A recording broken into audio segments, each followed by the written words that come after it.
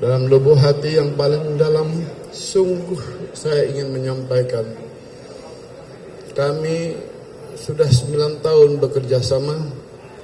Bagi kami, Ibu Menteri Keuangan itu jujur kami sampaikan adalah guru kami, sahabat kami, mitra kerja kami.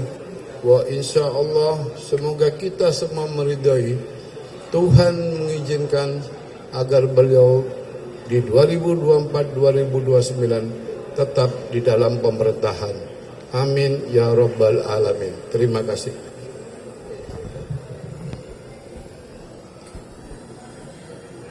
Terima kasih Pak Said, kecuali bagian yang paling akhir tadi ya. Alhamdulillah hari ini kami telah menyelesaikan tugas konstitusi. Saya sebagai Menteri Keuangan, Wakil Pemerintah bersama Menteri Bappenas, Menteri Hukum dan HAM, dan Gubernur BI di dalam terus kita menyusun APBN 2025 yang merupakan APBN transisi karena disusun oleh pemerintah saat ini untuk dilaksanakan oleh pemerintah terpilih dari pemilu 2024 yang lalu. Kita semuanya terus melakukan komunikasi dan konsultasi politik untuk mendapatkan arahan sehingga APBN 2025 bisa mengakomodasi seluruh prioritas pemerintah baru. Namun pada saat yang sama tetap waspada terhadap berbagai risiko seperti geopolitik, terjadinya berbagai gejolak, perlambatan dari perekonomian besar seperti di Amerika Serikat, RRT, Eropa, serta tajamnya fragmentasi global dalam bentuk perang dagang. Inilah yang kemudian mendasari kami untuk menyusun APBN 2025 tetap hati-hati waspada namun optimis dan juga mampu mengakomodasi kebijakan prioritas pemerintah terpilih. APBN 2025 seperti saya sampaikan dirancang untuk menjaga stabilitas, inklusivitas, dan keberlanjutan. Dan ini tercermin di dalam baik sisi belanja pemerintah pusat, baik itu di KL maupun non-KL, belanja transfer ke daerah, serta below the line atau pembiayaan. Kami juga menggunakan instrumen penerimaan seperti pajak, bea dan cukai, serta PNBP untuk mendorong stabilitas, inklusivitas, dan keberlanjutan. Pemerintah telah sepakat dengan asumsi makro yang tadi telah dibacakan, jadi saya tidak ulang. Dan kita tentu memahami bahwa berbagai indikator pembangunan juga sama pentingnya, seperti penurunan tingkat kemiskinan, tingkat pengangguran, dan juga ketimpangan. Kami berterima kasih di dalam pembahasan dengan Dewan Perwakilan Rakyat, terutama dengan Badan Anggaran, untuk bisa mengakomodasikan beberapa prioritas dari Presiden terpilih dan Wapres terpilih, antara lain program makan bergizi gratis, pembangunan sekolah unggulan, renovasi sekolah-sekolah di seluruh Indonesia, pemeriksaan kesehatan gratis, dan juga program ketahanan pangan dan energi.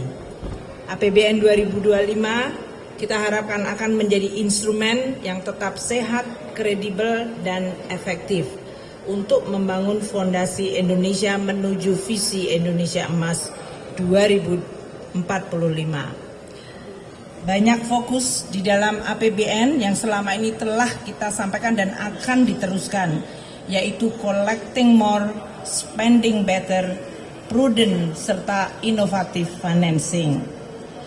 Penerimaan negara dijaga pada 3005,1 adalah keseimbangan antara meningkatkan kapasitas APBN membiayai program-program penting, namun juga menjaga kondisi dan iklim investasi.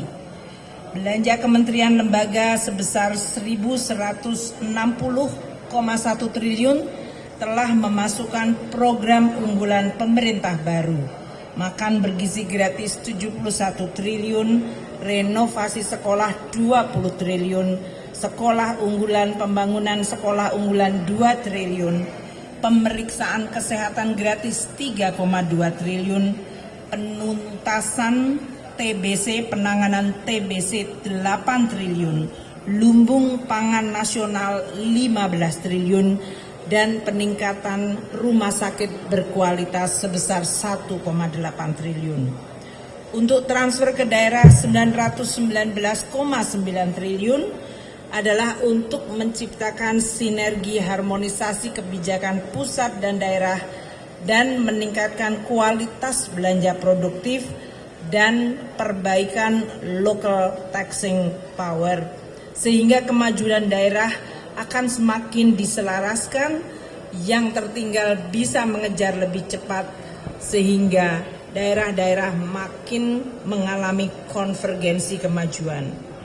Defisit APBN 2025 seperti tadi telah disampaikan sebesar 2,53% PDB atau 616,2 triliun. Ini adalah tingkat yang hati-hati, cukup untuk mewadahi berbagai program prioritas, namun tetap sustainable, prudent, dan pengendalian risiko yang tetap bisa dikelola baik.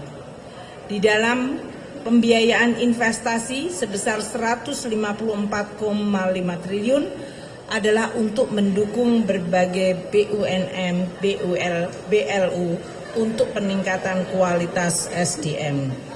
Saya ingin menyampaikan pada kesempatan yang baik ini terima kasih atas persahabatan saya dengan Pak Said dan seluruh pimpinan Banggar serta anggota Banggar, dan juga seluruh komisi yang telah membahas APBN 2025. Pasti tidak semua keinginan bisa diwadahi dan dipenuhi, namun kita berusaha untuk terus memaksimalkan sumber daya yang ada di dalam APBN sebagai instrumen pembangunan yang bisa dijaga keberlanjutan dan kesehatannya. Pak Said, terima kasih Pak Said atas persahabatan dan hubungan yang luar biasa konstruktif antara pemerintah dengan DPR.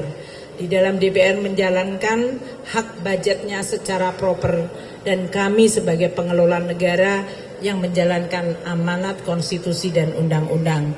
Demokrasi kita jaga dengan kualitas pembahasan kebijakan publik seperti APBN secara terbuka, transparan, dan akuntabel. Terima kasih Pak Said. Di ujung saya bekerja sebagai Menteri Keuangan di kabinet ini, selama ini selalu mendapatkan dukungan yang sangat konstruktif dari DPR, terutama Badan Anggaran dan seluruh komisi. Terima kasih, dan terima kasih. Assalamualaikum warahmatullahi wabarakatuh. Junjung tinggi prinsip jurnalisme dalam setiap tayangan terbaiknya. Menghadirkan berita bernilai sebagai referensi. Gelar bicara yang tajam. Tidak, ini kan kebohongan dong. Mengupas fakta demi fakta dan mendorong pencarian solusi. Serta investigasi yang mengungkap kebenaran. Rosi, Satu Meja, The Forum, Sapa Indonesia Malam. Nilu, ikuti semuanya bersama Kompas TV.